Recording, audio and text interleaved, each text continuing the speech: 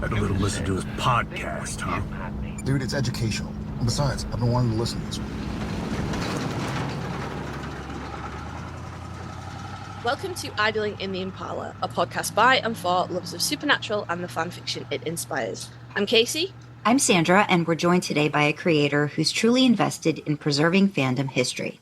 Killa, or killabeez, as she's known around these supernatural parts, has been immersed in fandom for decades, well before Sam and Dean rolled on in. She may have joined AO3 in 2009, but she's archived her fanfic works going all the way back to 1994. Whoa. Writing Writing is not Killa's only form of creative expression. She's also a vidder and is keen to talk about the importance of conserving fan artistry of every type. You might say Killa's mission is to explore strange new fandom worlds, to seek out new characters and new ships, to boldly go where no fan creator has gone before. We're looking forward to hitching a ride and learning more about her voyage during this interview. So thanks for joining us and welcome to the podcast, Killa. Welcome! Thank you so much. I'm so flattered and touched to be here, and I'm excited, and it's wonderful to meet you too. Oh, it's awesome. Wonderful to meet you. We're excited as well. Yes. And that was a great intro. Oh, thank you. I tried. I was like, I'm going to try to incorporate some Star Trek in there. Let's see if I can do the thing. I'm really excited too, because I think once I heard your name around these here parts a bit. And then I was like, okay, let me dig in a bit. You joined our Discord and I got to talk to you a little bit more that way. And then I was like, I'd like to learn more. I think, Killa, were you the one that mentioned something about like your fandom, like journey or like your start into supernatural? I feel like I feel like it might have been either like, I've got a story. It's a good story. We should tell each other our stories. I'm like, well, why don't you come onto the podcast and talk about these things? I think you reached out to me first, but that is the first thing I said to you. Yeah. Mostly because I think it's just funny, and it's honestly an excuse for me to pimp a little show that very few people have ever heard of. Okay. So we'll get to that. Yeah. I had a panel at a recent con about Fanish podcasts, largely inspired by the work that you two are doing. So really fun. It was a small, lightly attended panel, but we had a very lively discussion. And so I've been catching up on the podcast. I think I usually like to start it out because, of course, we are a supernatural podcast with when exactly did you get into supernatural? So, I watched from the pilot. I was trying to remember, actually, I must have seen a promo on the CW is how I must have seen it.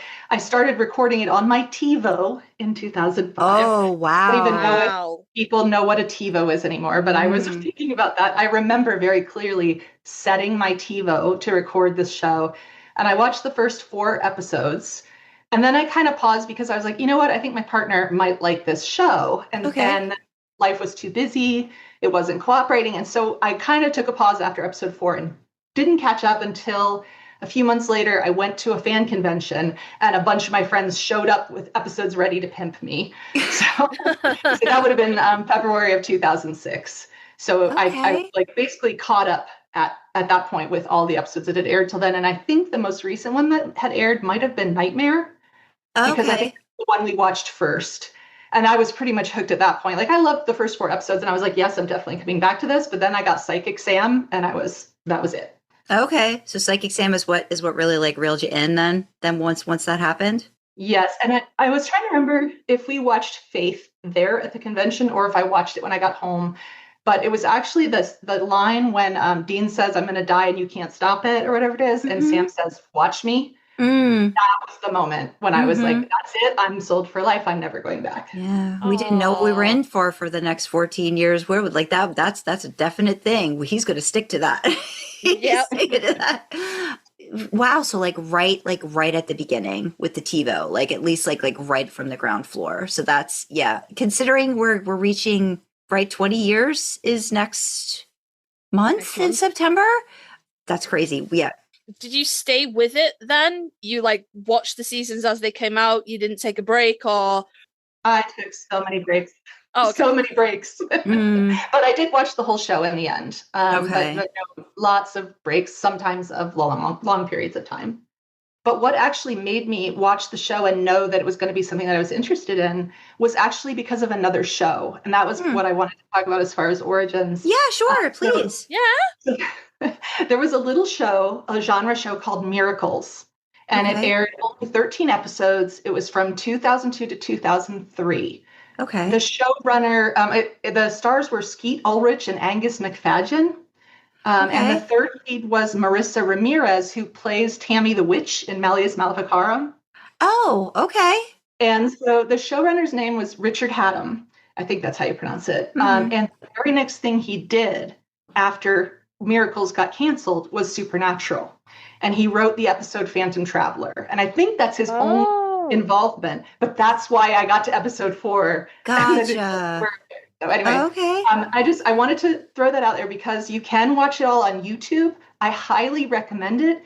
And the 7th episode of the show is basically so in line with Supernatural that it could be in the same universe with the Psychic Kids. Like there's a Psychic Kids episode. Okay. So I strongly recommend that anybody who likes Supernatural go and find it on YouTube, watch the 13 episodes. It's so good. What's the overall premise of the show? Yeah, so Angus McFadden, he played Robert the Bruce in Braveheart. I don't know how many people know him. He was also in, what was the show about the American Revolution? Anyway, this guy who's like an investigator of the paranormal. And then Skeet Ulrich plays this guy who is an investigator for the Catholic Church, and his job is supposed to be to verify miracles, but he never finds any that are real.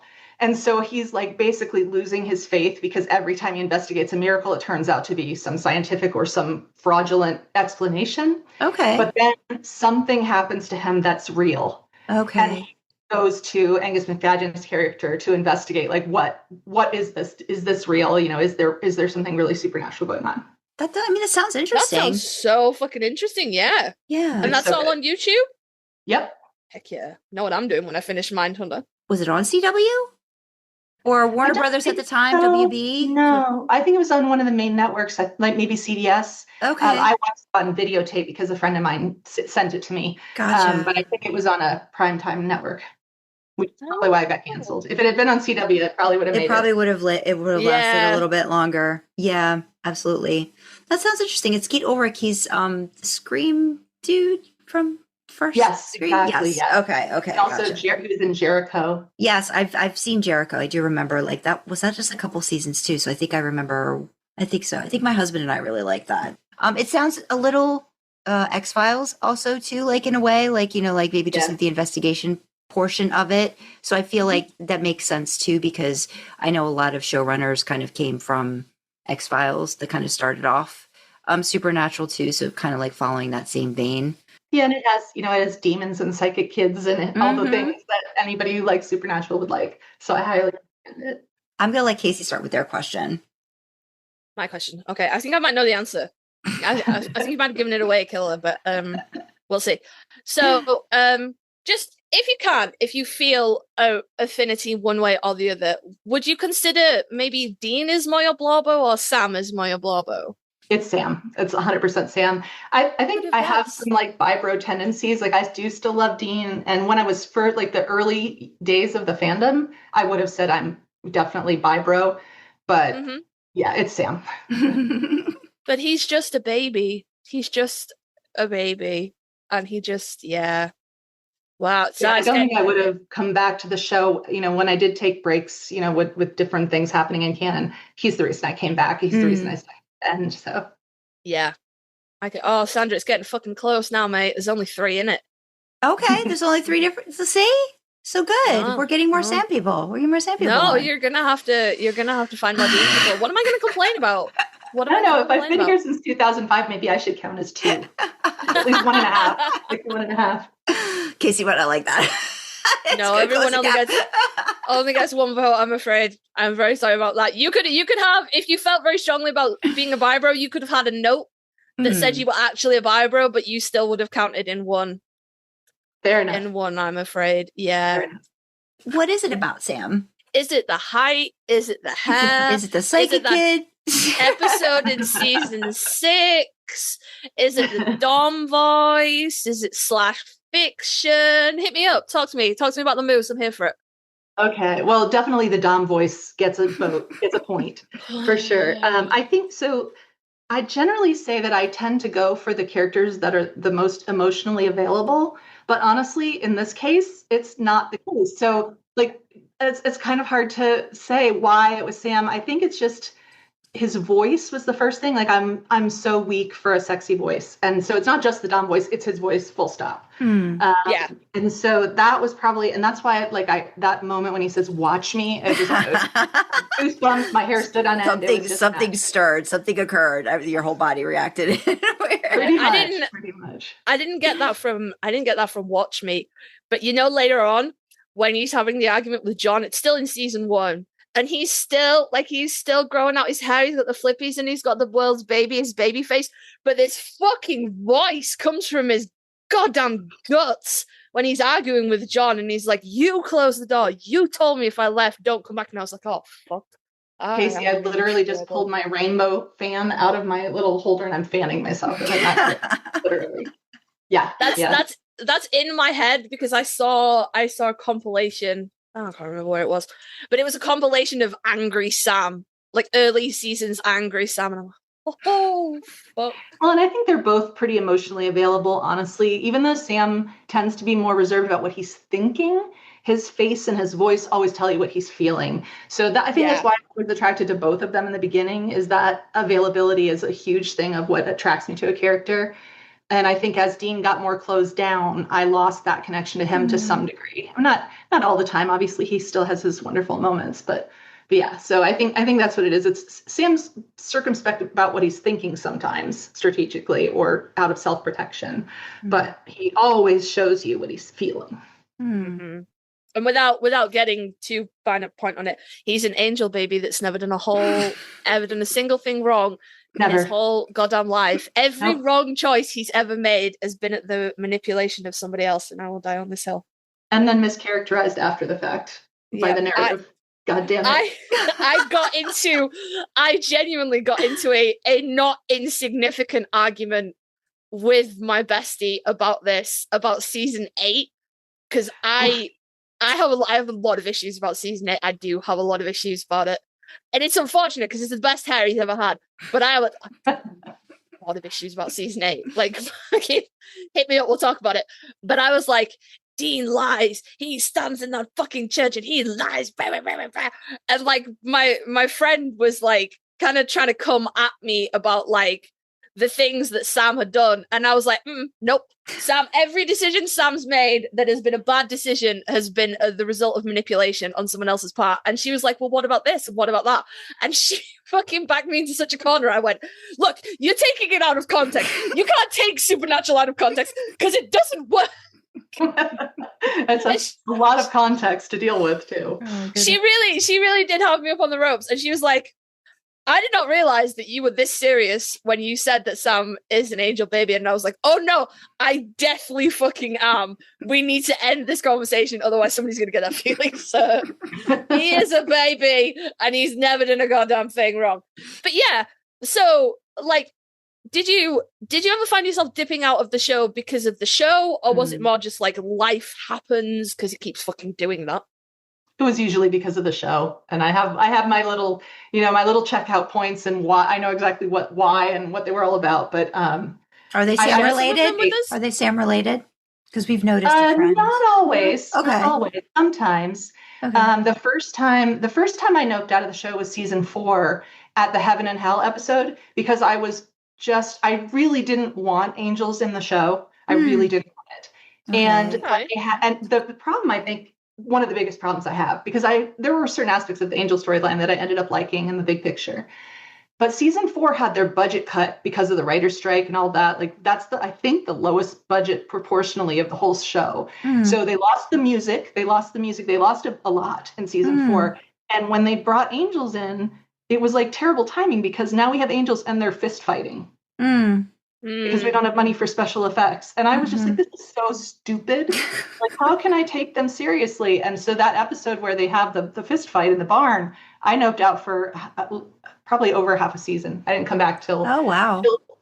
I watched the finale of season 4 to see what happened, just kind of, but I didn't really know what had gone before. And then I didn't come back until Sam and Dean reconciled toward the beginning of season 5. Episode 3 of season 5, I came back. watch them reconcile, then quickly quit again because I didn't like where the angel storyline was going still. So like I missed most of season 4 and about half of season 5 in the first run. And I didn't come back until Soul of Sam got his soul back. So I like missed 4, 5, and 6 in the first run. Wow, you missed a hell of a lot of 6 as well then. Yeah. I mean, obviously I've seen it all now. Right. But I was just like reading people's, back then we did that. We wrote episode reviews online. Yeah. So I would read everybody's episode review and I'd be like, nope, not interested, not interested in that. So I really didn't come back until Sam got his soul back. Yeah, I mean, I'm curious. So, I mean, was it just the fact that did somebody just write a review about a certain episode that's like, okay, maybe I'm ready to give this a try again? I might like where this is going. Is that? I think they literally posted a screen cap of Sam and Dean hugging. Sam back. And I was like, okay, they're hugging. Okay. Yeah.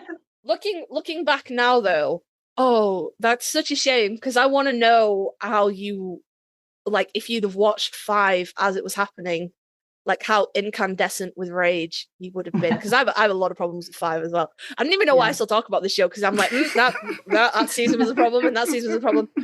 But like all of 5, when everyone and their mother is like, you can't do this, Sam. You're too weak. You're gonna fuck it up. And then he just keeps trying. And he just keeps trying. And he's just such a baby about it. And he doesn't go, fuck all of y'all, fuck every bit of this, and just set the fucking world on fire, because I would have done. He is a better man than I will ever be.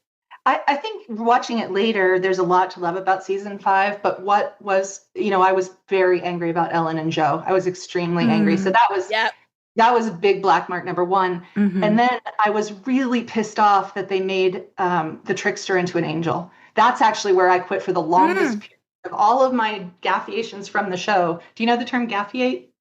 No. Gone away from fandom. Those are things to say in the 80s and 90s. Yeah, oh my gosh. I left the show for the longest period of time because of Ellen and Joe dying and then them making the Trickster into an angel. And I was just like, this is stupid. I hate it. Why do they have to put angels in everything? Like, and it's funny because I was thinking about this, wondering, in case we were going to talk about it, but I was thinking that another problem I had, other than the fact that it was stupid that they were fist fighting, was that I know Kripke was resistant to the idea of having angels. And then he was like, oh, but angels are dicks, so it's okay.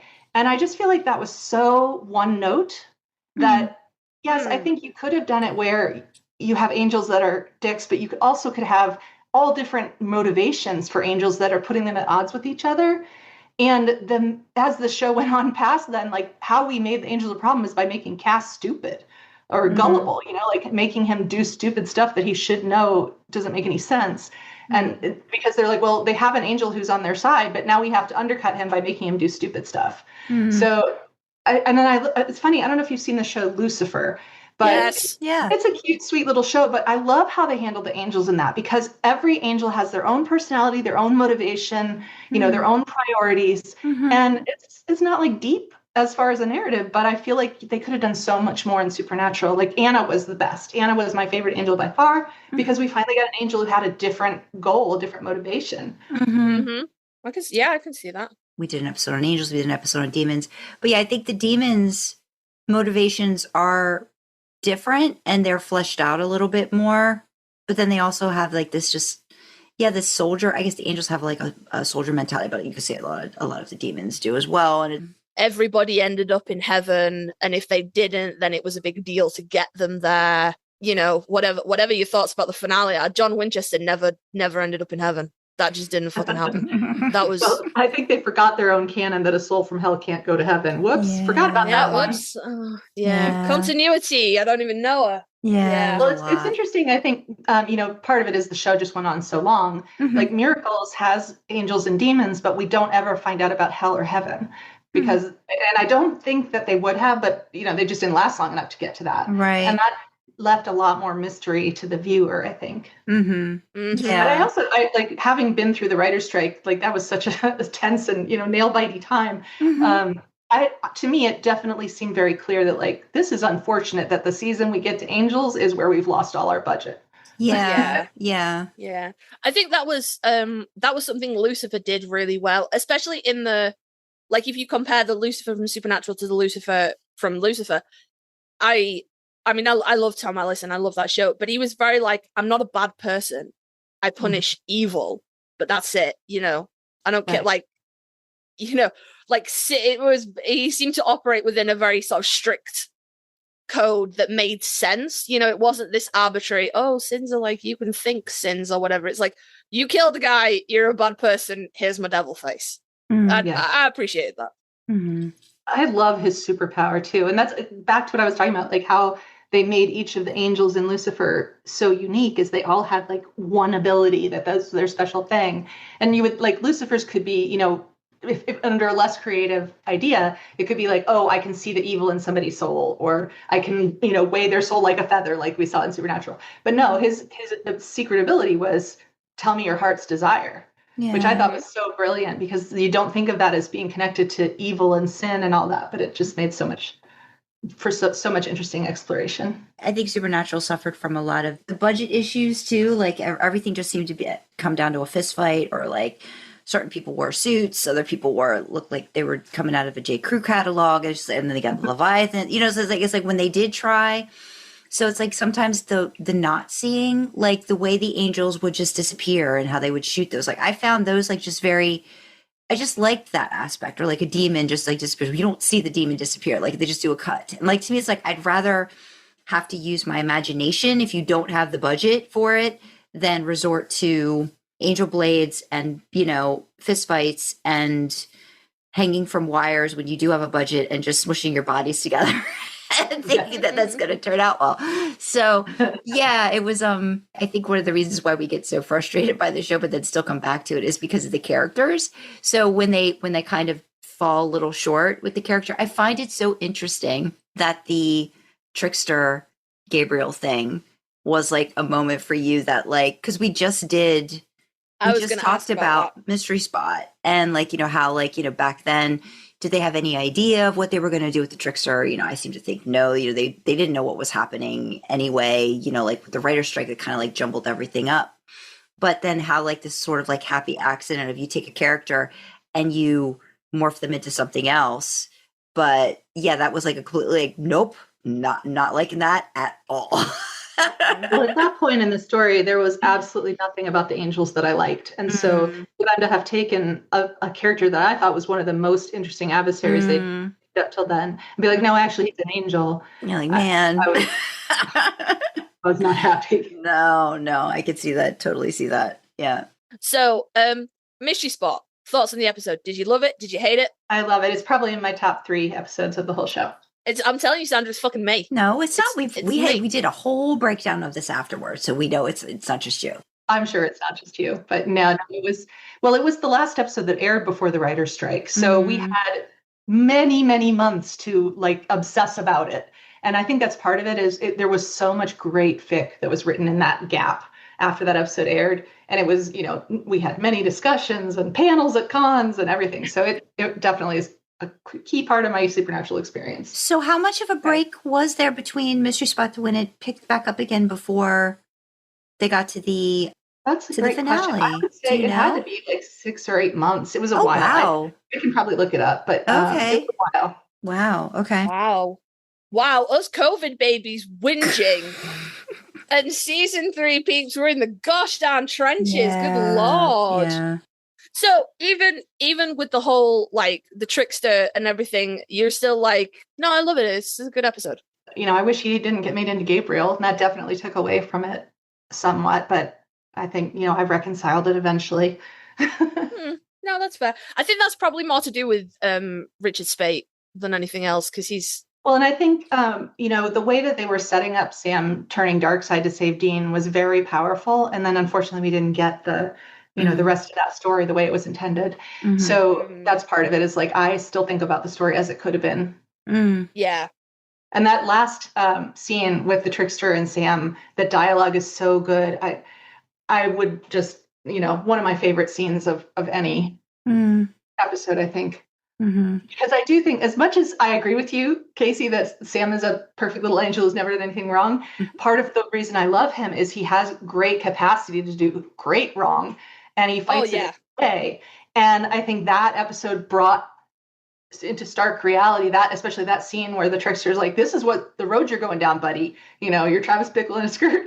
And it kind of shows you what Sam is fighting against the whole time, which just made me love Sam even more. So that's a big win for me on that one. Yeah, I like I said, we rewatched it with Discord, and then we broke it down. And my issues with the episode are very much rooted in reality and personal trauma and stuff like that. But that, you know, that ending, that, you know, the last third of it where Sam is like hell bent is like, it's genuinely like a little bit scary. Like, and I love me, like, possessed Sam, Meg Sam, and Soulless Sam are like absolute. I love them both, but that was frightening. You know, especially when we get to the end and the showdown, and you think he thinks it's Bobby, and then he's still, and I'm like, oh no, fuck. Yeah, it is really terrifying. And so one of the things I like about that, or that I won't say like is not the right word. One of the things that really works for me about that is that when you get to season 7 and season 8, where Sam, you know, sees Dean disappear or die in front of him, and then he goes off and hits a dog, blah blah blah. Is like, he, in my head canon, he remembers that alternate reality from Mystery Spot. Yeah. He remembers all of it. So the alternative is worse, right? So like that, in my mind, like he knows what it looks like if he goes down that road trying to save Dean. And it's awful. It's terrifying. So I think he made a conscious choice to not do it again. Yeah. That's a great take on that. That's a great take. Yeah. Some people don't think that he remembered it, but in my world, he did. Yeah. That is one of the other questions. Like, what do you think happened at the end? And like we've gone back and forth on like, is it a pocket dimension? Is the Trickster playing with time, stuff like that? But yeah, do you think Sam remembered the 6 months without Dean? I never liked the Amelia storyline from 8, but I've never thought of it as Sam knows how bad it could go and he chooses not to. Oh my god, I love him so much. But you know what I think too? It takes a fan like Killa to make that work, to come up with that idea, because I guarantee you, I don't think the writers were thinking the writers that, didn't. You know, nope. But that's what takes. Well, you were talking about after Mystery Spot though, like there was like a lot of like fan fiction, and I'm just bungeeing a little bit, but we'll come back to the other stuff. What kind of fics were you finding at that time? It wasn't Boy King yet, was it? Or was it Dark Sam fics, or was it just what would happen if he went down that path? Or because you'd mentioned that there was a lot of fic like during that time, like waiting during the like the strike period and stuff. It's a good question, and I don't remember Boy King stuff from them, but it might have been. I'd have to ask Monica, because she's the king of the Monica Wow. Yeah. Oh, yes. We had her on. She was delightful. Love talking. I love that interview. It was great. Yeah. She's. I'd have to ask her, because it's not necessarily a genre that I read a lot of. I did read some, but I feel like it was later. But I think it was mostly just like Sam dealing with the aftermath of that pocket universe and dealing with, you know, everything that happened and not being able to save Dean. Like, it was a lot of alternate, like season 3 gonna end, right? A lot of saves Dean but does horrible things to do it, or he manages to save Dean and barely doesn't do the horrible things, you know, things like that. Right. So there's a lot of like, how is this going to turn out? And I think that was part of my frustration with season 4, is that every fucking story that I read in that interim was better than what the show did. They were all so good and just amazing. No, I agree. It's really interesting for us, I think, too. Like we're talking with a lot of authors or creators that, you know, were around during that time, and to hear about just the amount, like Monica or whatever, like just like the amount of stuff that people were coming up with, like that was so much better, like in terms of like, or how they were taking one little thread and like shooting off into this other possible direction, was just, I'm so in awe of that. And I like, Kasey and I came later in the game, but to know that was happening and kind of like helping to feed, you know, like the machine while other stuff wasn't happening with content, I thought was really amazing to hear about. Yeah, I mean, I think I lost track of how many, like, how does Sam save Dean stories. And that was most reading. There may have been lots of other stuff too, but those were definitely what was in my radar. And I looked it up. Actually, the writer's strike was only 4 months. It sure felt longer at the time. But that sounds like forever, especially like just with like the way that, syndicated, like television was just like, happening. Like that's a big break. That's usually like a summer break. Like a summer hiatus usually isn't even that long. So it was longer than that. I'm trying to think of like shows I was watching at the time. And I think the only one I don't think I was watching it as much, but I remember my husband talking about it was like when Lost would do a lot of those big breaks too. And it would be very like, people would just have to wait. And it was like, that was really frustrating for a lot of fans who like needed to know answers to questions. And then that would seem like a really interesting spot for Supernatural to have to force a break that they probably weren't anticipating, at the time. So yeah, not knowing that was the spot and then figuring out, okay, how many episodes did they probably have in the can, right? Like maybe 3 or possibly 3 or 4 that were like already done. But then I don't remember. I think maybe only 1 or 2. And of course, Supernatural was always on the bubble. So we didn't know if it was even going to come back. We were like, well, will they bother if they didn't get to the end of the season? Right. And I don't think they had filmed the finale yet. I don't think they had filmed anything past maybe Juice and Bellow. And we were like, are we even going to get to see what they have done? Oh, the nail biting. That would have been horrible. Yeah. Oh, man. Man, us COVID babies, we don't even know. At least we knew it was coming back. Like, it might have taken a year, but we knew it was coming back. They were close to the end. Ugh, I'm getting agitated just hearing about this, like the amount of waiting that's y'all are warriors. Yeah. Y'all were in the trenches. Fucking through hiatus. Yeah. I do honestly think that's a lot of why season 4 and 5 and early 6, I had a hard time getting back into it because the fic was just so much better, right? Like that's what we had, and people were writing their faces off trying to figure out where the story was going. And I guess maybe we should hop into the fandom part of it because it sounds like it's leading into that. Were you a part of SPN Fandom like very close to the start? Yeah, I'd say yes. I mean, like I said, I did watch it from the pilot. I started making fan works and rec lists, especially at first. Like it was just a torrent of brilliant fic, and I didn't feel like I had the skill to keep up with what was being produced. So I was just doing like massive rec lists and feedback. Like I was just commenting everywhere, and I didn't really get the courage up to write much for a few months. But yeah, I was definitely participating. And then I think by February of 2006, we were having multiple Supernatural panels at my Fandom Con that I went to every year. That's so awesome. Cool. I actually, when I was thinking about that, I can't remember all of the panels that we had in February 2006, but I know that one of them was Supernatural, the fandom where RPS is the high road.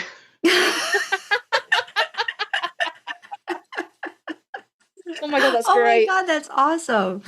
Fandom as a whole, like, what's your like fandom journey? Like, when did you start fanning or like realizing fandom was a thing, or did you stumble into fandom? What was that journey like for you? Not necessarily Supernatural related. My first fandom was original Star Trek, and I didn't really know about fandom at all.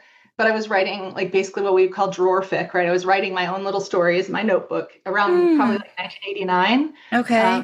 I was in college, like my second year of college. So I was kind of doing that, but I didn't really know. Like I vaguely knew that there had been a Star Trek fandom because there were books that came out that talked about it, like the zines and the conventions. But as far as I knew, that was all in the past, right? I didn't think that was still happening. But then in 1994, I got access to Usenet. And I just started looking up, is there something with Star Trek? And the only group I could find was called Alt Sex Fetish Star Trek. The only one had Star Trek in the name. And so there were a few stories being posted on there, but they were mostly like Picard, Q, or Bashir Garrick. Like there was no original series. Okay. And then at the same time, there was also a group like I was getting to Usenet through AOL at the time. So 1994, right? So there was a board on AOL for Star Trek and like just sort of general character threads or whatever. And then around that time, I think I was already on Usenet at that point, but not long after that, somebody created a thread on that board that said, "Are Kirk and Spock lovers?" And I was like, what? And I clicked on it, and there was only one reply, and it said, of course they are. Email me for details. So around that time, so I did, of course. And this was Catalina Mara. I'm still friendly with her today, but she was kind of my fandom mama who brought me in and taught me about zines and about the conventions that were still happening and all that stuff. But also around the same time, on the Usenet group, the Sex Fetish Star Trek group, I posted a little thing. It was like, does anybody want to talk about Kirk and Spock? And I think I got like 3 replies. Okay. And that was all it took. I was like, oh, somebody wants to read it. So I started writing my first story and literally was like writing it in the browser window. You know, like no beta, no spell check. We die like babies. And right before I was going to hit send, I was like, oh, I should probably have a pen name. So luckily did not post it under my real name. Gotcha. But anyway, it was like, it only took knowing that like 2 or 3 people wanted to read it for me to just start pouring out. Oh, that's great though. Yeah. When you're like, yes, somebody wants to read it, I'm going to write it for that. I think we were just doing a recording where we were just talking about like, you know, writing for the reader or writing like, you know, like, so knowing there's somebody who wants to read your stuff is like a huge, like, well, I'm going to write some stuff then. Cause I know somebody who's going to want to devour it and huge draw. Be a part of it. The drawerfic thing. So, I mean, I'm thinking I did this then when I was younger too. So drawerfic basically is just, you're just writing it for yourself. That's like, is that just like a journal almost kind of a situation, like a story that you just put in, you just tuck away in a drawer? Is that basically what that means? Yeah, like you don't really ever intend for anybody to read it. I mean, sometimes people use drawerfic to mean like I'm ashamed of it and don't want people to read it. But in my case, it was just like I didn't know anybody to read it. So it was just in my notebook. And, you know, every now and then I pull it out and write on it. I've seen drawerfic and didn't know what that meant. So somebody would label that as like, this is really just for me. I'm kind of ashamed, but I'm sharing it anyway? Question mark. Yes, exactly. Okay. We're learning something new, Kasey. We're learning something new every day. Being educated by fandom, oh God, is my favorite thing. I love it. You don't have enough time for me to tell you all the things I've learned from my fandom elders, but so I was doing Star Trek for like. You know, I was on the Usenet groups until about 1997. Okay. And then there was kind of like a giant fandom war on by that time there were several boards, but it went across all the boards. Like everybody was just having this giant fandom war. And I was just like, I'm not down for this. Okay. And because I had been there kind of from the beginning, I was getting a lot of pressure to take a side or participate. Oh, you know, and I'm not here for that. And so I like kind of dropped my Star Trek fandom like a hot potato and started just like going through fandoms trying to find another one. Okay. It was like in 1 year I went through Starsky and Hutch, Wise Guy, Xena, like a whole bunch of fandoms in like less than a year. Okay. And then same person Doctor Who, like all of the things, the same person who was helping me get source for all this, because I didn't have a TV either. So I was having to like borrow a VCR and like to see this stuff. Okay. So they said, I was on instant message with them when the Highlander finale happened, and they were like super emotional about it. And I was like, what's this show about? You know, I vaguely knew the Highlander movie, but I didn't really know what it's about. And she was telling me all about it. I was like, that sounds interesting, because it's urban fantasy, which is kind of like my thing. Like I think of supernatural as being urban fantasy. Okay. So it's like that sounds like my thing. So I watched the last episode of Highlander as it aired. I had not seen any of the rest of the But so that was kind of like my next big fandom, and it's still I would say equal with Supernatural. Like those are my 2 fandoms. Okay. Is it connected to the movie, or is it like totally separate, or like what's the vibe there? It's connected.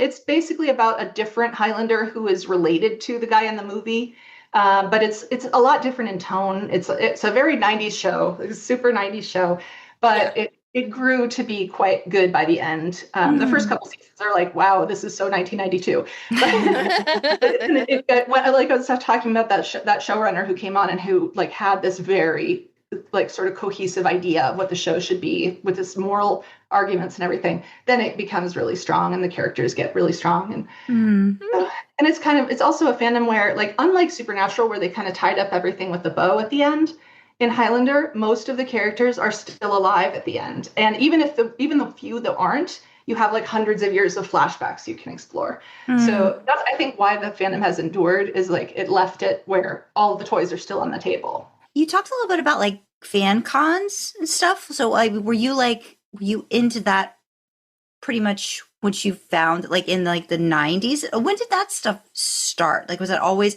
I feel like that was always a thing, but might've been a little bit more niche or underground a little bit, or am I wrong with that? Okay. No, you're right. You usually had to know someone. Mhm. The one that I've been going to the longest, the first year that I went was 1996. So I'd only been in fandom like a year and a half. Oh, no, that's not true. I went to Shore Leave in 1995. So the big one that all the Star Trek people went to was Shore Leave, which is in Baltimore or outside Okay. Baltimore. And they Okay. still do. They still go to that one. And that's like a big convention, a big Star Trek convention. And they would have like their own mini con within it. Like the Okay. people who were writing fanfic and stuff. Then there was another one on the West Coast that's usually in February called Escapade, and that's like a multi-fandom slash con. So it's focused on, now it's like more multi-fandom shipping. Like there's a lot more, you know, Mhm. types of ships that get talked about. It started out just slash, now it's everything. Okay. That one I went to in 1996 for the first time. Okay. And they're both like, you know, in both cases, it's like maybe 150, 200 people. Mhm. It's all like conversation panels and video shows and stuff like that. Super How fun. does one do a mini con? Because I always feel like that's one of the things, because I'm too much of a shy. I wish Kasey lived closer to me, because I feel like if we went to a con together, we would get so much more accomplished, but we don't, because I don't have the initiative to do that. But like the mini con that you were talking about, which was more like fanfic related, like did that just organically happen, or did people take the lead of like, well, we're all going to be at this place, let's find some time to talk about fanfic? Or did they somehow get, like, did they have sorry, I know I'm asking more questions that were on the doc, but did they have like panels about fan fiction? You mentioned the RPF thing, that like the supernatural RP, was it RP? What did I hear, RPF or RPS? I can't remember. Well, Okay. at Escapade, it was RPS, because back Okay. then it was pretty much strictly slash. Gotcha. Okay. So yeah, like did that stuff, because I mean, I don't think we could ever get away with it, but like the mini con part, I'm interested in. Was that more fan, let's do this, let's put this together ourselves? Well, it's interesting. Every fandom's a little bit different. So Shore Leave is unique in that it is technically a fan-run con. It's not like run by creation or something like that. Okay. But it's a big fan-run con, so they have actor guests who come, and they have speakers and presentations and stuff.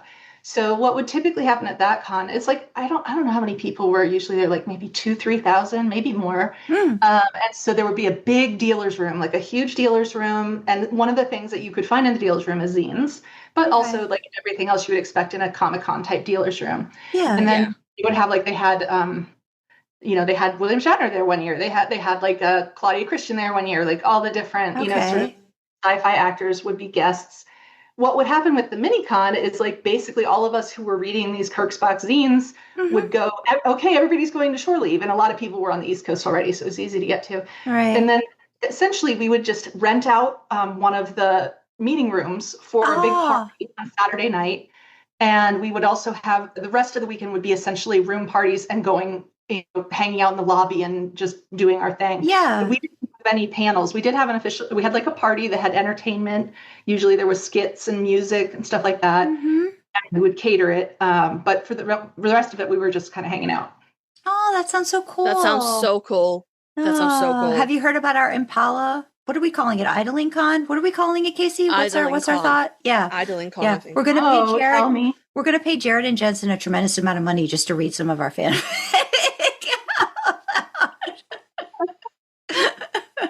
It's going to be in Norway. It's gonna be in Norway. We have plans. Norway? We have plans. Yes. All right. Yeah. Once we hit the lottery, this is our thought. I think it's Well, IdlingCon. it's going to be yeah. it's going to be in Norway, because once one of us hits the lottery, my family and Sandra's family and another fandom very dear friend, their family, we're all going to move to Norway. And the reason that we picked Norway is because you can see orcas in Norway, and it's cold in Norway, and none of us like the heat, and I like orcas. So, and the fact that Norway is the only country you can legally swim with orcas was not a factor when we made the country decision, but it fucking is now. So we're all going to move there and live commune style. Yeah. And since we're all there, well, ImpalaCon's going to have to be there, isn't it? Yeah. Because we're all there. And I think we're going to probably have like some, like, I think we're thinking about like motifs, like motel room motifs, like all that kind of stuff. Like, like all kinds of like I would want to talk to more like people behind the scenes of the show as well. Like, how they did stuff like that. But yes, Jared and Jensen are required, we will pay an inordinate amount of money for them to come. And we're gonna find out. We're gonna find out what the number of your dignity is. Not yours, but generally human dignity. Because Right. I want to say that, like, you could not pay me enough. Like I say it all the time, you could not pay me enough money to do that. But I bet everybody got a price.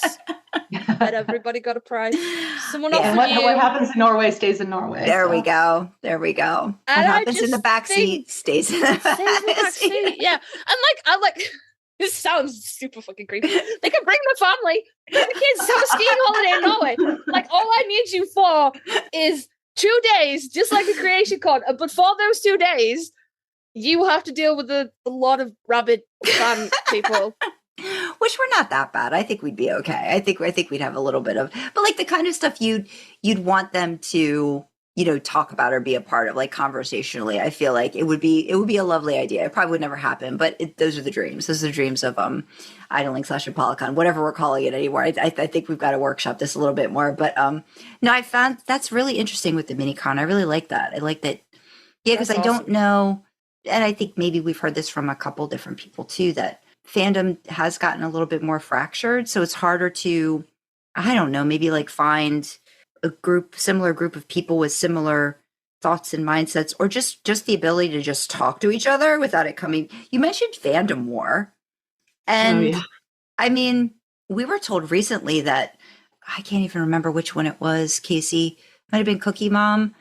Oh, yeah, it was Cookie talking Mom. to us about, like, what fandom was it that it was like, I don't think they named the fandom. yeah, but whatever it was like, no, you guys just don't know. Yeah, what it's we were like, okay. we were like, supernatural fandom is nice, and they were like, y'all don't even know. You do not even know. And we were like, I would agree with that. I definitely Okay. know of a few that were worse. Gosh, really? that's so interesting. Wow. The Ray Wars in Due South, that was brutal. Hmm. They literally replaced the actor with a different actor. Oh, okay. That was rough. And then I don't know, an older fandom, but had a notorious fandom war was Blake Seven. I don't know if you've ever heard of it. It's an old British sci-fi show that had a very, very active fandom, and it melted down pretty badly too. Oh, wow. Okay. All right. See, we're learning. The type of con you're talking about, actually, I don't want to stay on this too long, but one of my friends in Highlander fandom did run 2 cons, one a smaller one where she invited all the authors, like the writers for the show and the authors of the tie-in books, and then also had like the sword master there, and we took sword lessons and stuff like that. Like a little one in Vancouver, and then that went so well that a few years later she did a big one in LA that she brought all of the actors and the writers and the behind the tech people, the music guy, all of the things. And it was all fan run, and she was able to make it work. It was amazing. So if you ever want to, I was on the con, so I'm happy to talk to you about how that works. That's awesome. Unfortunately, it is a pipe dream due to significant funding issues. I have a feeling Jared and Jensen are magnitudes of more expensive than the Highlander actors. So I know that you said you were known as a vidder in fandoms. Can you discuss that, like the creative process behind that? Yeah, what is this? Yeah, well, I realized that is something you do have to explain these days, because it's not even really called vidding typically anymore, unless by somebody from my sort of generation of doing it. But it's essentially, you take clips of the show and you put it to music, and it's usually called edits now, right? Okay. When I first got into it, they were actually called song vids. And if you wanted to get them, you had to order a tape from somebody, and those were called song tapes. Oh, wow. So it's changed. I think long and the short of it is it's an ever evolving sort of thing that we do as fans, and some more often now people will put dialogue from the show in.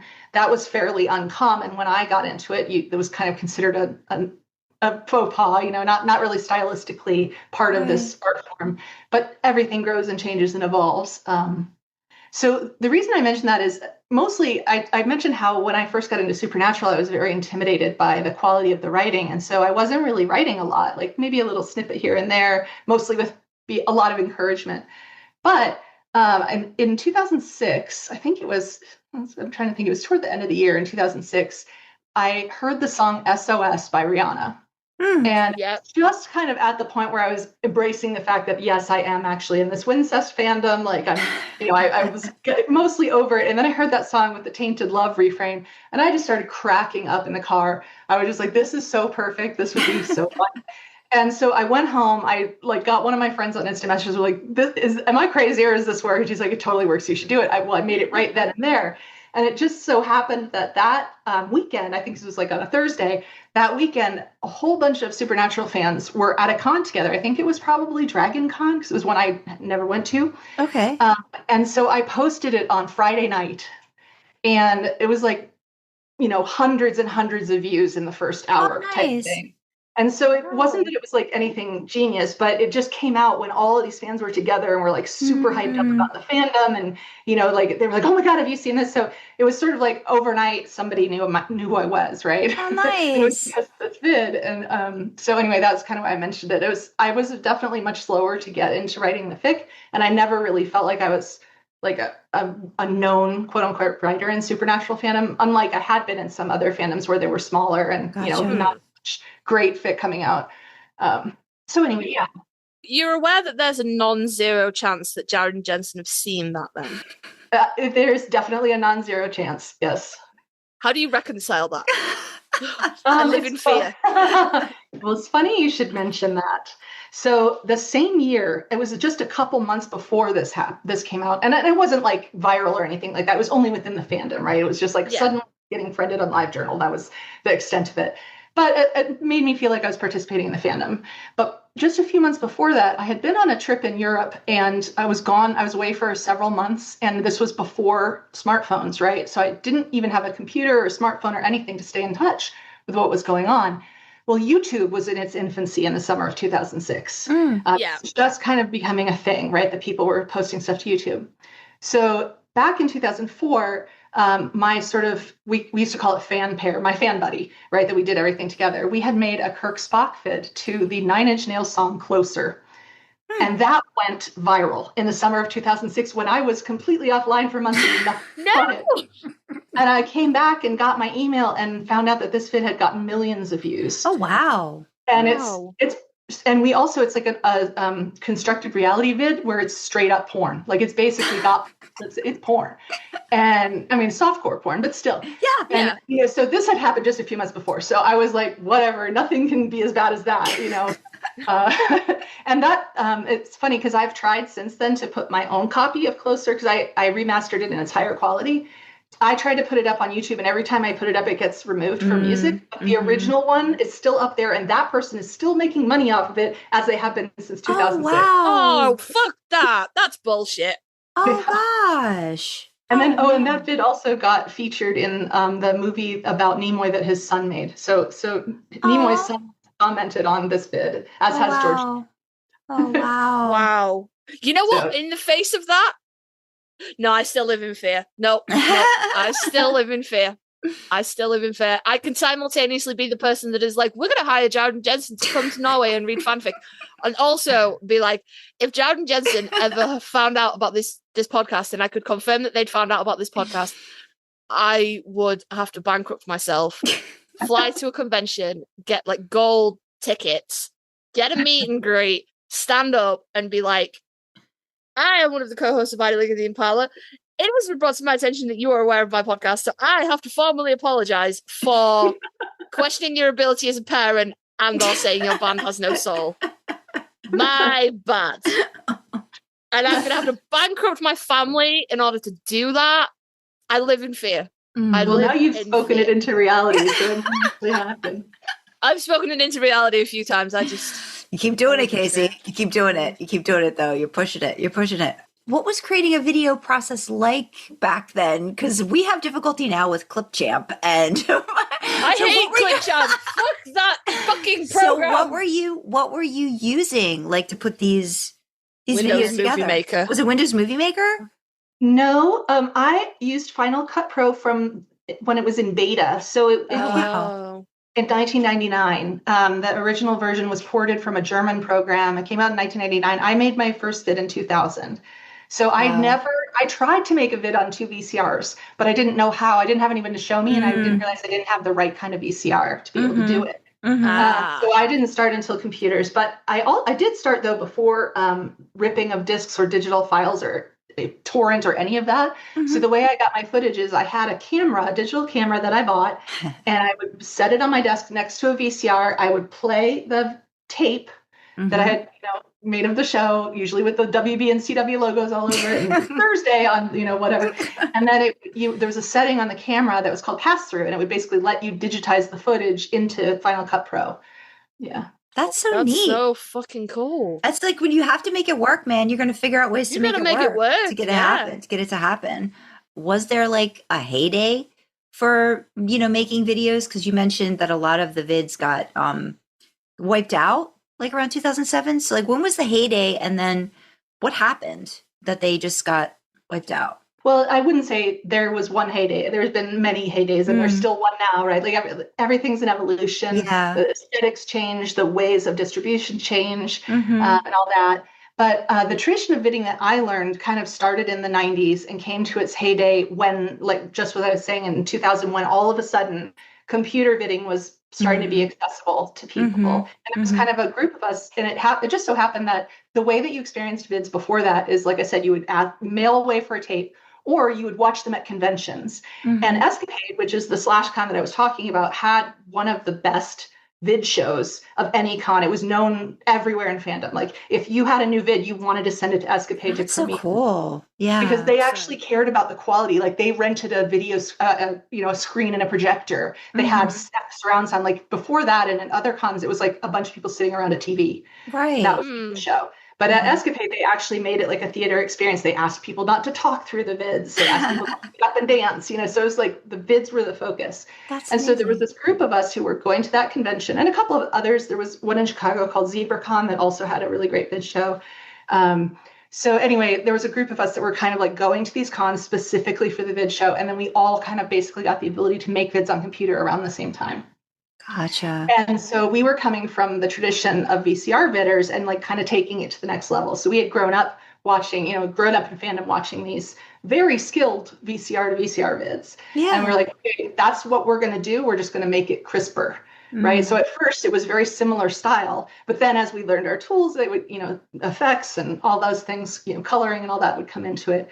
But one of the people who was in that group there were probably like about 30, 40 of us, was Astalot, who happens to also have started OTW the 803. Oh, yeah. Okay. In 2002, we had this very intense, the day after the vid show, you would have a discussion. Like everybody would get together in a room. We would play little bits of the vid and we would talk about them. There was a lot of pushback from the VCR vidders against the people who were using computers and like the stuff that we were experimenting with. And so it got very heated, but this discussion was obviously like, we need more than an hour to talk about this. And so Astrolot was like, we need our own convention. So even before she created A03, she created a con called VividCon that started in 2004. So it only took her 2 years to get it off the ground. That was in Chicago, and it ran from 2004 to 2018. And in that, I would say that for me and my experience was the heyday of vidding, because VividCon was the highlight of the year for all of us. We looked forward to it, and it was a hugely tight-knit community and just very passionate about it. But what happened with the supernatural vidders in particular was just a question of timing. So when I say that vids got lost, it's specifically supernatural vids that got lost. Okay. And it was basically between 2007 and 2012. There's this period of a whole bunch of vids that disappeared. And it was because of 3 different things that were kind of happening all at the same time. So in 2007, LiveJournal got bought by a Russian company. Go on FanLore and look up like strike through, bold through. Yeah, we've heard about this. So some people were leaving voluntarily because they were like, I don't like my private fanfic that I've been writing being on a Russian server, especially because the reason that the Russian government bought, or the Russian company backed by the Russian government bought LiveJournal, was because it was a place where Russian dissenters were hanging out and talking. And so it was very much like this police state, move. And we were like, we don't want our fanfic living on there. So a lot of people just left. And their journals just disappeared overnight, which is the only place their vids were linked. Gotcha. Then some people lost it involuntarily. They got straight through. They had their stuff deleted, right? But in the same time, I don't remember the exact sequence of events. I think it was within a month or two, both the 2 main sites where people hosted their vids, Mega Upload and Mediafire, one of them closed their doors overnight, and the other one changed their policy overnight. And this all happened within like a 3-month period is the way I remember it. I may be slightly inaccurate, but vidders lost access to the only copies of their own vids in a lot of cases. And so it's been a 20-year period of like people trying to find these files that got lost. And, some people had one or two, and some people had all the vids by one person, but they weren't telling anybody that they had them, because back then it wasn't really considered super kosher to save stuff. If the author didn't want you to, like if they deleted their journal, it was like, I have it, but I'm not going to advertise it, Yeah. Boy, it sounds very similar to stuff that's going on right now, or don't know what's happening with places where we're like, keeping our documents online, and like what's happening behind the scenes, and policies changing, and not really being not being transparent about it. Well, that was kind of why Astrolot and Sesperanza were like, we need to own the servers, right? So that was the whole drive behind AO3. Yeah. But AO3 didn't have as far as I understand it, mostly they didn't have the money to be able to stream and host huge video files like that. But they also learned about having to fight legal battles over music rights, because that's usually where vids get into trouble. Right. Fanfic, they actually went, they have been going to Congress since the OTW started to make sure that fan fiction is under fair use. They have also argued that vids are under fair use, but that was a much harder argument, that we have the right to rip a DVD and use the source for art, that kind of thing. So it was just, they just didn't have the wherewithal to be like, yes, bring all your vids, we will host them. That wasn't a thing. The preservation effort that's happening, what's going on right now? Like, who's organizing it? Give us details about that. Sure. Well, it's not super organized in terms of, I think there are a lot of different preservation efforts going around. I'm actually trying to compile them all into a Google Doc, and I just shared the link with you. But, I know that there are many more that are not in this list. These are just the ones that I know of that are kind of active right now. Gotcha. Morgan Dawn has been in the fandom as long as, actually, she's been in Supernatural since day one as well. And she's a huge preservationist in many fandoms. And when I was working on trying to collect all the vids together, she was somebody who helped me with vids that she had saved. Gotcha. So she's definitely somebody that knows a lot more about, broad fandom, longer lasting efforts. She's been doing this for 20 plus years. Okay. It's kind of her, sort of reason for being in fandom these days. But Sam Winchester on Discord had started a Google Drive to save fic. And I said, would you mind if I, go in with you and I'll start organizing vids and saving vids there? And she's like, yeah, sure. So that's the only part that I'm directly involved with. But we have a lot now. And including some that I thought were gone. So that's been okay. Yeah, and the Candygram, I've heard. Yeah, Candygram file server, 20 terabytes. Wow.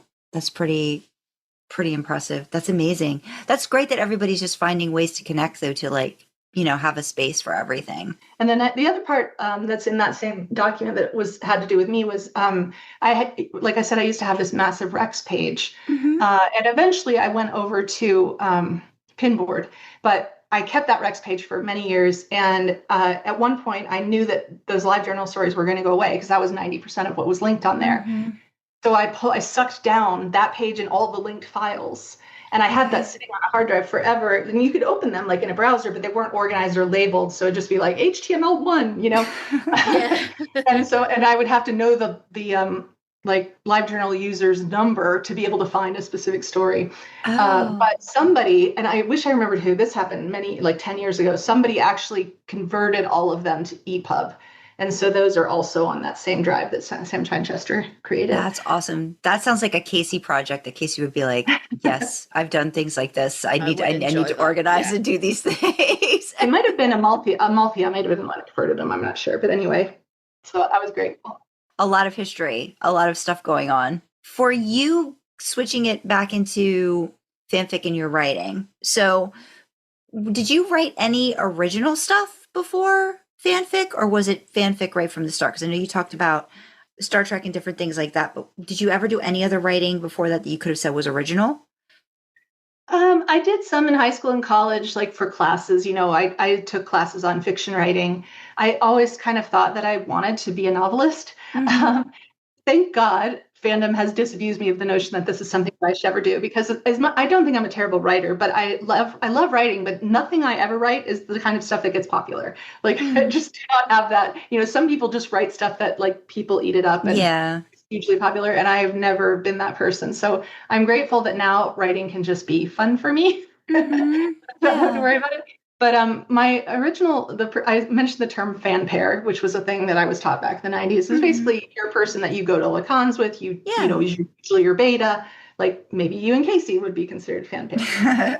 But my fan pair actually worked in film, and she was a very much an idea person. In fact, the closer video was her idea, and then I did it. And that was usually kind of our relationship, is she would come up with great ideas, and I would execute them, because I am not an idea person. So we wrote a screenplay together. Around the end of the 1998, 99, we got pretty far with it. We had an agent, we had some studio interest, and we're going down that path. And then the guy who was the development director at the studio that was really interested in it got fired. And of course, the first thing that happens is all the projects that person was working on get thrown out the window. And at that point, we had been working on trying to get this made into a film for probably like 4 or 5 years. Oh, yeah. And she said to me, like, do you want to start over? Do you want to get another agent? Do you want to start over? And I was just like, you know what? That's enough of my life on the screenplay. We actually started writing a second one that we never finished. But other than that, no, it's usually just fanfic for me. So I know you said you were kind of like, no, SPN, like the fanfic stuff wasn't for me. So you felt like, I think doing videos was a little bit more for you. When did you take the leap and start writing SPN fic? Well, I think I was writing all along. I just wasn't like sharing. Yeah, sometimes I wasn't sharing, or just like I wasn't very well known, so it just wasn't getting a lot of eyeballs. And I still occasionally write, like once a year probably. I write something. But I just wasn't writing like the big epics that, were what was happening in the fandom at the time. And I've written quite a bit of, I think like 50 stories, but none of them are like real long or real in depth. What was your first one that you wrote? My first one was actually like a proto Wincest. It was, I was very tiptoeing around the idea that I was read this stuff. Like I was like, oh no, I don't know, and I actually loved, there was a writer named Lady Jada, and I think she was left the fandom by 2007, but she was a really good writer, and she was super encouraging. Like I was leaving her feedback, just how much I loved her stuff. And she's like, you should write something. So I wrote this like little proto one-sided Teen Chester type of story. That was my first one. And then the next thing I wrote was like a longer, at the end of season 1, where they had the big cliffhanger and they get hit by the truck. I wrote longer Jen story of like what might have happened. Okay. That was kind of the first real story that I posted. And I always intended for that to be a Miracles crossover, but then season 2 happened, went in a different direction. The tiptoeing around the Wincest, because Kasey's kind of had that moment too, where when were you like, okay, this is a thing, I'm fine, I'm going to do the thing, this is good, I embrace this fully? Well, I think it was writing it, and there was just so much good fic, and it was hard to deny it. I would be like, oh, it's another one. Should I read it? Then I'd be like, oh, God, I love this, and there were just so many great ones. So yeah. And I think we were all kind of doing that. It was, a lot of us were like, oh, you don't do RPS and you don't do incest. Those were the two. You never ever go here. And then it was like, well, in this fandom, apparently we do both. I'm going to speak for Kasey because I think I'd been given like little like suggestions for Wincest stuff. I think when we first started the podcast, just like a couple here and that. If their very first fic rec was a Wincest. It wasn't like. Was it? Yes, it was. It was the one with the phone on the call. podcast. Yeah, on the podcast. It was the phone call. Do you remember the phone call one where like they're like Sam's at Stanford? And not so one-sided. But yeah, by Rosie something? Was it Rosie Cheeks or something like that? Yes, I remember that being like, still okay, in my bookmarks. We're going here. We're going here right off the bat. Okay, so we're gonna do that. But then it kind of like died down a little bit, and like every once in a while we get put in. But then Kasey finally like just took the leap. I was like, yeah, I'm gonna write some Wincest. Good for you. Good for you. Yeah. Now it's pretty much all I write. Is that right? Yeah, absolutely. Yeah, cool. It's funny because in the later seasons and probably all of the stories that I've posted in recent years, I always use the tag emotionally incestuous but non-sexual Sam Dean, which is where I'm at with the end of the series and their relationship. But it also comes back to vids, I think. Like I was trying to remember, like around the time that I was first starting to read like Lady Jada's stuff and a couple of other writers, I saw this vid, and it was by one of my favorite vidders. She was from Xena Fandom, so I had known her work. She was a really good vidder named Charmax. She's still around. She makes beautiful vids. She made a very ahead of its time supernatural vid. It's one of the first vids I ever saw that used colorization. And it's to the song Protege chez moi, which that's the French title, but the English refrain is "Protect me from what I want." And I'm actually getting goosebumps thinking about how I reacted to it when I first saw it. But yeah, that was around that time too, in 2006. She posted that. Is that something we could find now? Is that in the? Has that been preserved? Okay. And how is Charmax? Is CHARMAX, or am I not spelling it the right way? Okay. All right. And it's short, but it packs a punch. I think you have to, or I always think about how ahead of its time it was. Sorry, I'm getting all flustered about it. Yeah, just thinking about it, right? Yeah. So especially I think that's what's really special about fan creations is they can just you can get this visceral reaction from stuff, like certain moments in a show and stuff, but then to have a fan creation do that as well, and just like get something, tap into something that just, feeds you or like hits you in a certain way is just magical. And like, I'm getting goosebumps for you just thinking about it right now, because it sounds like it was probably like a really great moment, just like to just be in at the time. Yeah, I love that. I think a lot of fandoms, I've been in more than 40 fandoms over the last 30 years. Most of them like created one little thing and then that was it. But a lot of them are because I saw a vid and I was like, oh, I need to see that. Yeah. Well, I was mentioning that like urban fantasy is kind of my jam, and it's specifically like You and Me Against the World, where there's like a secret war going on and there's like one or two or more characters, but usually like two or three. And like they can't talk about what they do, but it's vitally important to the world. Like that is something that any show that does that, I'm there for it. I also love Amnesia. Like I often request Amnesia, and that's partly because I had like a traumatic amnesia thing happen when I was a kid. Like I lost memory for like 10 years. And then so that kind of got me really interested in how memory works and how we can, how you can come to terms with a memory when you get it back and things like that. So that's definitely fun. Yeah. And time travel. I love time travel because I love the idea of like being able to change or fix things that went wrong. We talk about this too.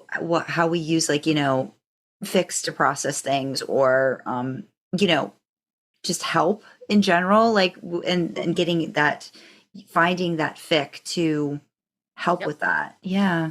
Sandra's a escapist. I'm a poker. Yeah. So I think I poke things for sure. The other, there's like another bulletproof trope that will get me into any fandom, which is, I know everybody loves enemies to lovers, right? But for me, it's childhood best friends to enemies to reluctant allies to lovers. That's a specific progression. That's a novel. That's a journey. I love that. I am so weak for that, which explains why Sam and Dean were definitely like, on that list. Yeah. Oh, yeah. Yeah. I know you've mentioned a few, but some of your favorite like fanfic authors in the SPN arena, like, do you have like some like just that are amazing that maybe don't write anymore, maybe still do, or like newer authors that have just like been like, wow, they're just doing amazing things? I won't say they're newer at this point, but yeah, I have so many back in the day. Like, and if you go in that folder where I have my Rex list, the HTML, the actual index pages in there, you can see those are a lot of authors. Just off the top of my head, Megra was one of the first that I read because I was a huge fan of hers from Highlander Fandom. Okay. And she used to write with Eighth Horizon, so they would write together. Pluto Girl was one of my favorites. I don't hear her mentioned very much anymore, but oh my gosh, she had this.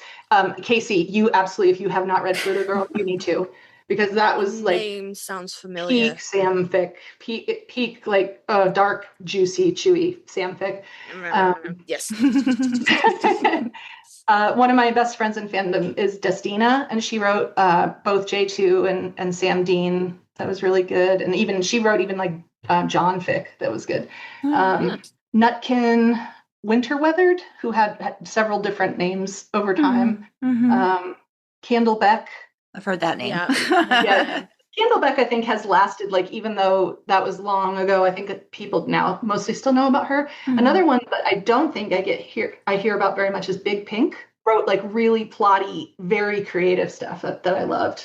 Okay. That name sounds familiar as well. Yeah, it was like Balefully, Lazy Days, Dream Little Yo, Monica, obviously. Yeah. And then, like, in more recent years, like, I love Danujis. I think I've read everything that Sherry Mort wrote. I loved her. Amelia Careful, brilliant. Road Rhythm. So many. Yeah. Some that we know, some that we don't. On a Souls and Adventure. I know you mentioned earlier on, like, your first kind of posting and realizing that you needed a screen name and you weren't going to put this stuff under your real name. So if you want to share, like, it's no issues if you don't. But how do you come up with your username? Sure. It was like many things in those days, very spur of the moment. I looked over next to me, and one of the first queer books I ever read was Killashandra by Anne McCaffrey. And so I've used the name in the beginning, Killashandra. That was my pen name at the beginning. But then I found out not too long after that Anne McCaffrey hates fanfic writers. So I was like, okay, maybe not so much. So I shortened it to Killa, and I used that for a few more years. And then when LiveJournals, like, everybody was getting on LiveJournal, and I was like, well, I need to pick a name for LiveJournal, and Killa was not available. So my real name means honeybee, basically, and I have, like, bee tattoos, and, you know, I have bees everywhere. And so that's how killabeez came to be. Nice. Oh God, that's so awesome. It's so serendipitous that we were speaking to you today, because just before this, we were recording a different episode about a completely different topic, but we were talking about, like, non-binary people and how people can struggle with the they them for the singular person. You know, especially if they have, like, a background in writing and things like that, and grammatical things. And I was like, if it helps, you can imagine that the NB in non-binary stands for numerous bees, and then I'm an entity and not a person. I love that. Sandra did not enjoy that because Sandra doesn't like bees. Like, do you just like no bees, Sandra? Not even the bonky ones? A swarm of them would not be my favorite. Like, picturing a swarm. But they're in like, clothes. When I hear your name, Killa, I think of, like, the movie of the weeks, like the killer bees, like the killer bees are coming, like that whole thing that happens, like, when I was younger. And I feel like I have, like, still trauma of, like, that being a thing, like the killer bees were coming, like the swarm of bees. So you're lovely, but killer bees in general. I'm allergic to bees, and I have I have bee trauma from my childhood as well. Yeah. But it's kind of one of those, like, reclaiming it. You're reclaiming it. I get it. Yeah. I get it. I think that's Exposure therapy. great. I think that's great. Yeah, but imagining Kasey as a swarm of bees. They're enclosed. Okay. They're enclosed. It's an enclosed swarm. I got it. It's just yeah. Did you ever watch The Magicians, Kasey? No. Oh, okay. Because there is this very scary thing where there is a man made of bees in The Magicians, and it's terrifying. Every time it comes up in the show, it's terrifying. So look that up. Yeah, no, And I'm going to picture you that way now. No, I'm not like a swarm of bees in a humanoid shape. That's horrifying. I'm like, my swarm of bees is encased. They're spiritual bees. They're not real bees. They're spiritual bees encased within my meat suit. It just, I don't know. I just think it's funny, and if it helps somebody, you know, get over that, you know, that hurdle of struggling with they them, I just think that's great. But then I was like, oh my God, that's so serendipitous. And I like bees over there. I like them over there. And, like, I won't hurt them, and I'll try and help them and stuff if they're stuck over there. If you touch me with your little buggy feet, I can't help you anymore. No. I am not in control of the flail. Nothing that happens after the point you touch me with your little buggy feet is in my control. And if you die, you die. I'm really sorry about that. Several years ago, I saved a bee from drowning, and it was at a hot tub at a spa.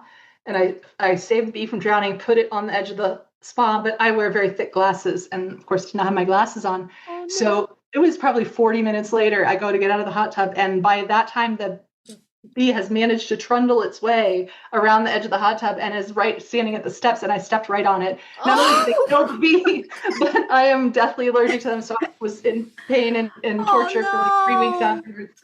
Oh, for saving the bee. Oh man. I tried. Oh, you tried. You then. did such a right. No, You see, did that's such on the a bee. good- Yeah, that's on the bee. That's on the bee. Man, he had plenty of opportunity. She had plenty of opportunities to leave, and that's not. Was it a bumblebee? I bet it was a bumblebee.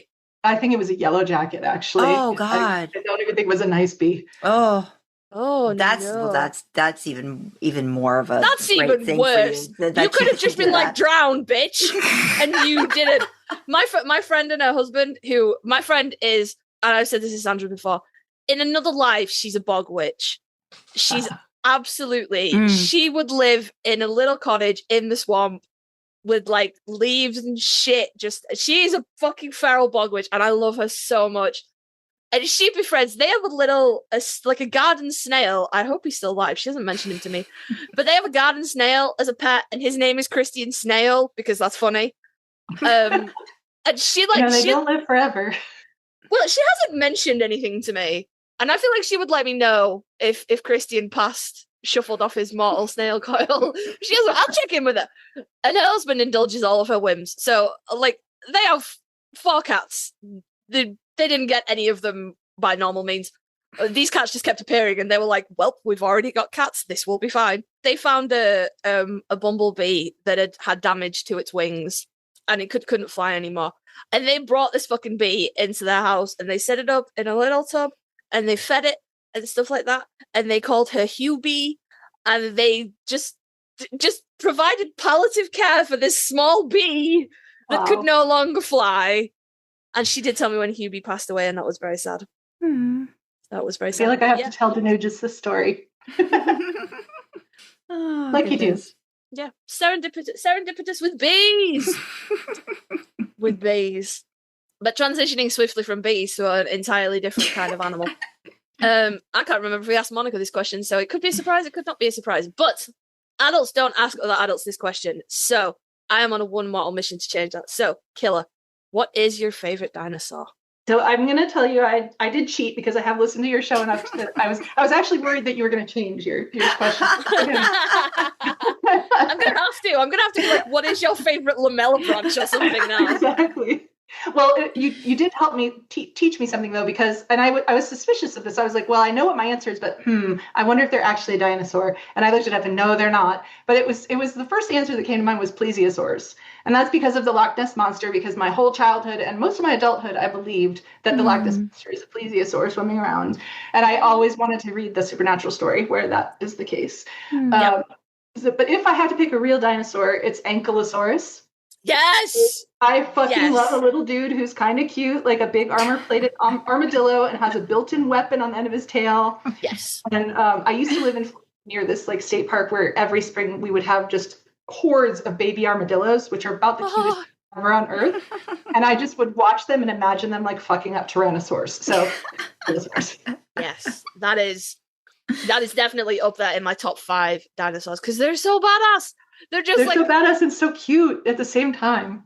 Yeah, they're just like vegisaurs. They're vegisaurs too, which I'm a vegisaur, so a vegisaur. Yeah, and then it's just like absolute tank, teeny tiny brain. I could just, I own cats. I understand this on a personal level. Love it, love it. I'm gonna have to change that question now. No, we're not changing it. No, it's still a great question. But I was like, oh no, if they switch it up on me, I'm gonna. No, because that's the thing. After you turn about 8, people stop asking you what your favorite dinosaur is, and I just feel like more people should ask other adults what their favorite dinosaur is. And you know what? I'm contributing to education now because you will never forget that a plesiosaur, even though it has saur in the name, is not a dinosaur. And I was suspicious. I was like, I have a feeling. I think I read this somewhere, but I had to look it up. But I think I was maybe like 11 when the dinosaur heresies came out, or at least that's when I found it. And I wore it literally it fell apart. So I appreciate that question very much. Do you have like a favorite plesiosaur, or is it just like the group of plesiosaurs? I don't know of a specific one. Obviously the Loch Ness monster is my favorite plesiosaur. Yeah, no, that's okay. That's okay. I like Leopleurodons. Okay, even though walking with dinosaurs did me so dirty and just lied. Walking with Dinosaurs were like, they're fucking enormous, and they're huge, and they're like 25 feet long, and they're like not even a little bit. They're like significantly smaller than that. But they look so badass on the BBC, the original Walking with Dinosaurs, that I was like, I love this animal. Please. I need 6 of them. Sometimes fiction is a little better than reality. A little bit better, but Ankylosaurus, fuck yes. And that's my questions. That's it. Thank you very much for indulging me. Yes. Oh, thank you. I'm so glad you approve of my choice. I do. Killa, this has been lovely. Thank you for sharing, like, just your knowledge, resources, just a ton of information. I feel like I learned a lot of new things. I kind of wanted to wrap up the questions maybe around fandom. It just like you've been a part of a lot of different fandoms for so long, and this might be a 2-parter, but like, what do you love most about fandom? I think this kind of comes back to what I was talking about, how I'm grateful to fandom for making me realize that I'm never going to be a novelist and I'm never going to write the thing that all the people want to read. Mm-hmm. And that was a really, really great day for me when I took all the pressure off myself, and that it's meant that everything since then is just creative energy. There's no expectation. If one other person wants to read it, I'm thrilled. And in fact, I think that's probably in recent years, like I used to love being in a big group of fans, going to the cons and everything. And I still like that too. But in recent years, like finding that one person who's like on the same page with you and just having great conversations with them and, writing and reading their fic and having them read yours. And that one-on-one connection is probably the thing that I still value the most in this day and age of my long fanish journey.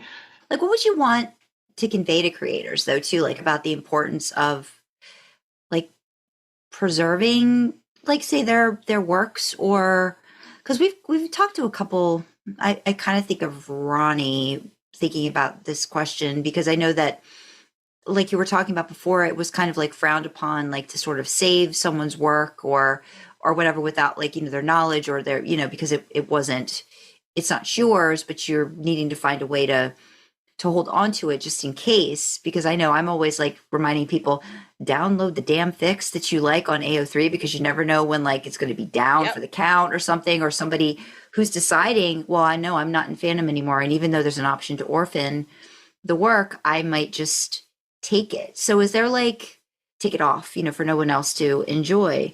Is there something about preserving works that you feel, you'd want to convey to people who are creating in this space? Like why it's important to you and why you think it's important to others? Yeah, I think I'm still, I wouldn't say that I have a strong view one way or the other. Like if somebody comes to me and asks me to not preserve something, I'm probably going to not do that.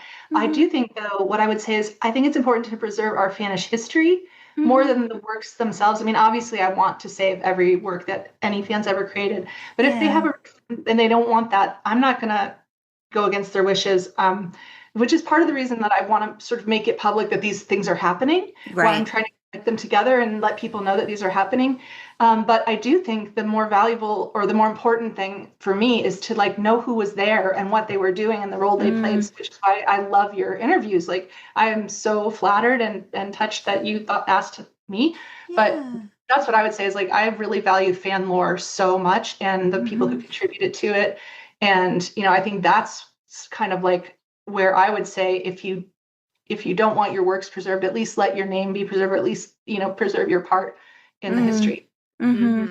That's awesome. Yeah, I think we're one of like my favorite things was to talk to Jules from SuperWiki, was just to talk about that aspect of it, was like, really not about the show itself, but more about like the fandom around it, and how like all of that stuff weaves itself together and becomes this great amalgamation of creativity. But yeah, the history of it, I think, is important. So I'm really finding it, and not just the history, like not even just, people who've been in the fandom for like a while, but people who've been in it and maybe dropped out, or newer people who are just finding it and what they're finding so interesting about it, because it's going to be different for everybody, and everybody's path and journey to it is different. And I love talking to people about that. I'm glad that I think we've kind of found that little little niche. Like we don't do it for every episode, but I love finding people to talk to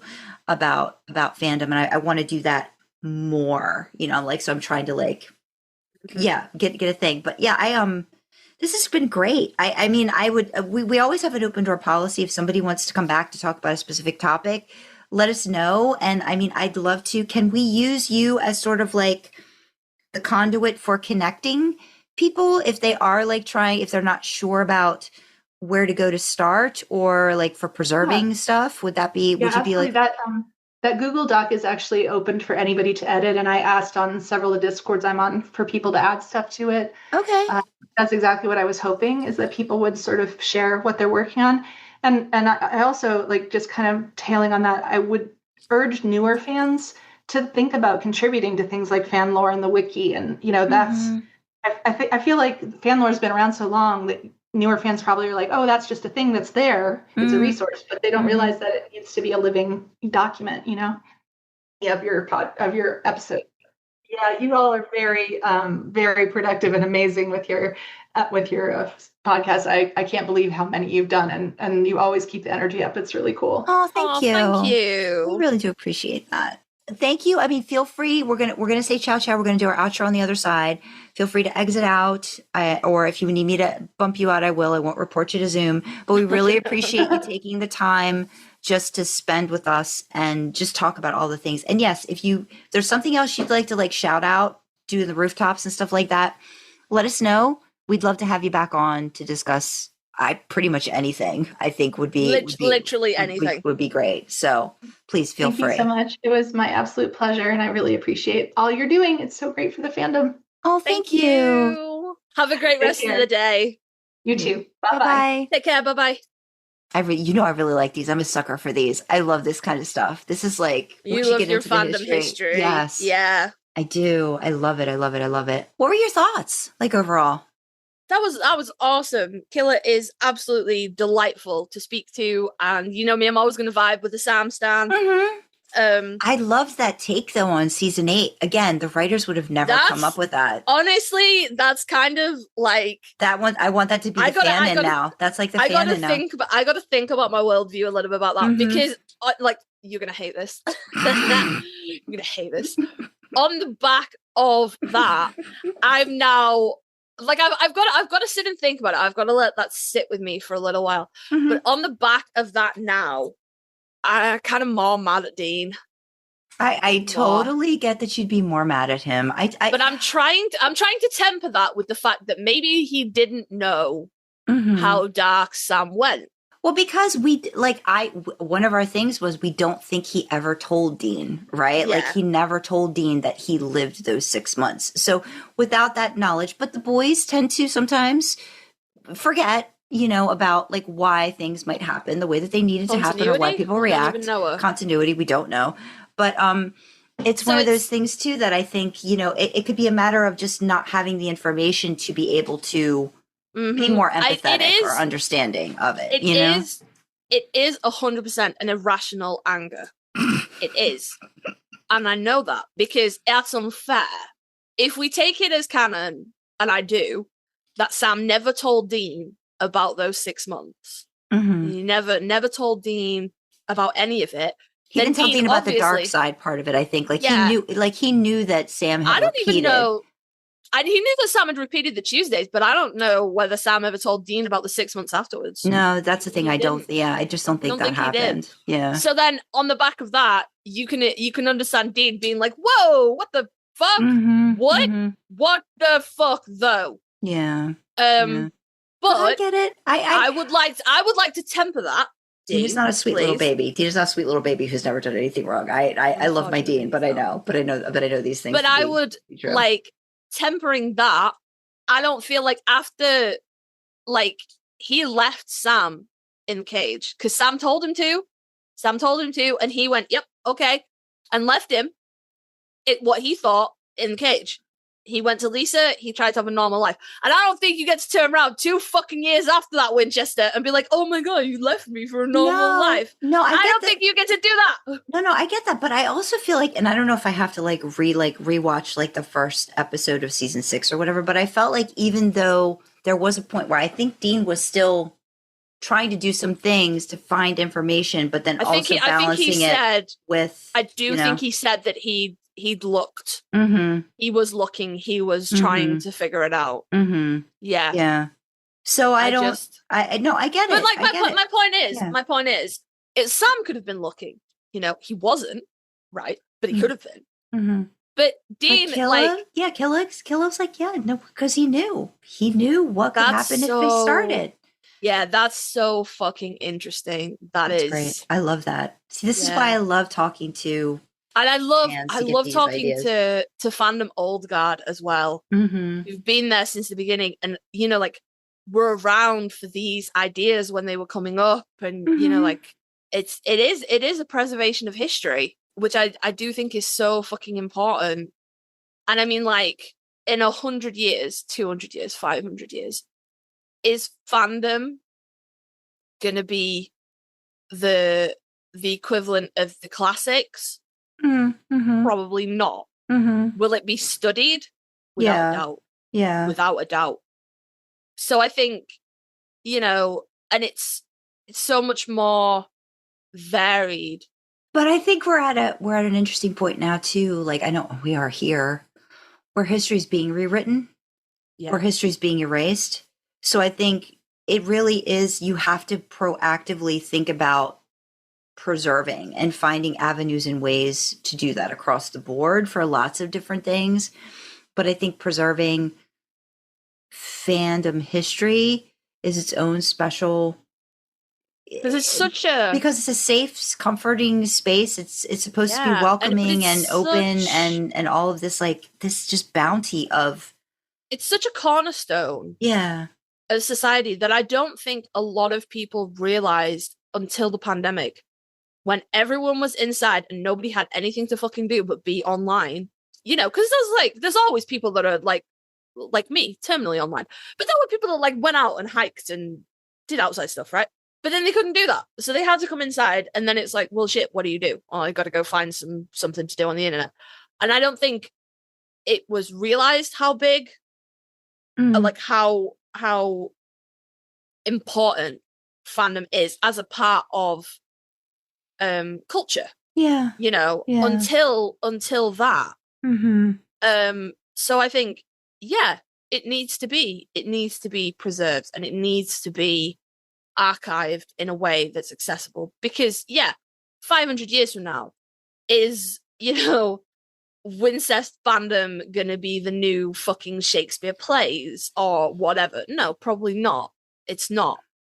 But it's gonna be, I do think it's gonna be studied, and I think there will be a lot of conclusions about culture drawn from it. And I think it will be very important culturally because it's so accessible. Mm-hmm. Publishing novels, it's become much more accessible in recent years. But it's still pretty, you know, it's easier to publish a novel, but being seen is harder. Yeah, it's harder. And if anything, it's more harder. It's more difficult now. I can do words. I'm an author. Shut up. It's more difficult now because the market is saturated, and the market is so accessible. So, you know, when you look at fandom, it opens up so many doors to people who, you know, like Killa, bowed out of that and went, I've realized I don't want this. This is not for me. I don't want to be a part of that. Yeah. And it's, you know, I think it represents a lot more of society than what hits the New York Times bestseller list. Yeah. I'm not diminishing the New York Times bestseller list. Fucking kick ass. You know, if you get your shit on that, looking all the gold well, it's an equalizer. That's awesome. It's an equalizer, fandom's right? An equalizer. Yeah. You don't have to have all the resources and stuff. You just have to have the ability to type out a story that you want to share with people, or draw something or whatever. And you don't need connections. You don't need the latest and greatest. You just need. What does Dean say? An internet connection. A GED and a give him hell action. And give him hell attitude. Give him hell attitude. Yeah, like that kind of thing. It's it's accessible as well. Like books, to buy books, whether you buy print books or you buy ebooks. Yeah. it's can be expensive. You know, a lot of people ethically are turning away from like Kindle Unlimited and stuff like that. But fandom's accessible. Yeah. You just like Tumblr's free, AO3 is free, and most people have an internet connection now. Yeah. It's like it's become a necessity in the same sort of food, water, shelter. You know, you can't do very much without an internet connection. I liked when she mentioned fan pair. I think you and Dreamer are the fan pair. I think I'm your podfic pair, but I think you and Dreamer are the fan pair in terms of like. Why can't I have 2 fan pairs?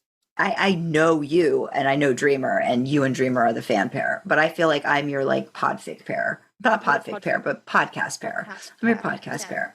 But we're fan paired, but we do different stuff. Different. You know, like me and Dreamer are writing fan pairs. Me and you are podcast fan pairs. But I can do words. Good Christ! Podcast fan pairs, shapeshift. There we go. No, I just like the history part of it, the fandom history. I just remember how excited you were when you're like, Sandra, we're on the wiki. Oh, fuck yeah. So to know that we're a part of that history, right? Like in some way, like we are on that little timeline, or we've got that little our name is there, and I think a few people have mentioned it to us now. Like what we're doing with this is almost creating like a time capsule. Which I love creators that. Which I love that, and I love really that she Monica Woe was like one of the interviews that she listened to, because we love just making that connection, you know, with that author and just hearing their story, their journey. I love it. So we want to do more of that. So again, it doesn't matter if you've been around since the very beginning, you're new, you're getting into fandom. We've spoken to people that have got into Supernatural in the last year. Yeah. And we've spoken to people that were there on the ground floor, episode 1 on the TV. We love the idea of tell us about your journey. We want to know the things, and we will definitely. I'm going to link this I'm getting excited. I'm going to link the Google Doc that Killa shared with us, that has the resources and the way everybody else can consider being a part of preserving the fandom and fan history and just all of the things. Because I think it's great. I can't wait to watch that video. That gave her the chills. I think that's great. We should wrap up. It's been a long day. But we are going to say thanks to Killa for just coming on. Thank you for listening. Let us know what you thought. There was a lot of stuff there. So a lot of content. Somebody's going to have a lot to talk about. But to reach out to us, you can email us at idlingintheimpala@gmail.com.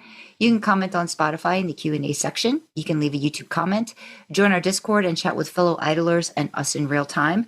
Check out our merch store, which is another fun way to show your support. You can find details for everything on our website. That's idlingintheimpala.com. Want to feel our Supernatural road trip? Consider joining us on Ko-fi. We have perks to go along with different membership tiers, and we'd love to have you along for the ride. Speaking of perks, we've got special shout-outs for some of our Ko-fi members.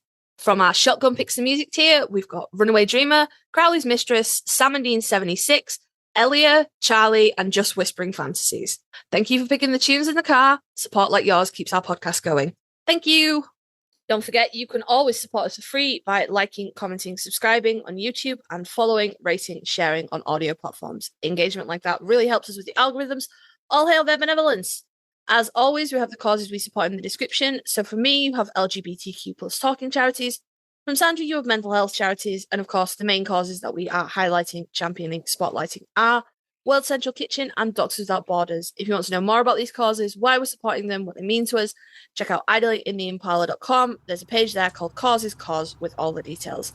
So with that, we will say thank you so much to Killa for joining us. Thank you for joining us in the backseat, and we will see you next time, guys. Bye-bye. Bye.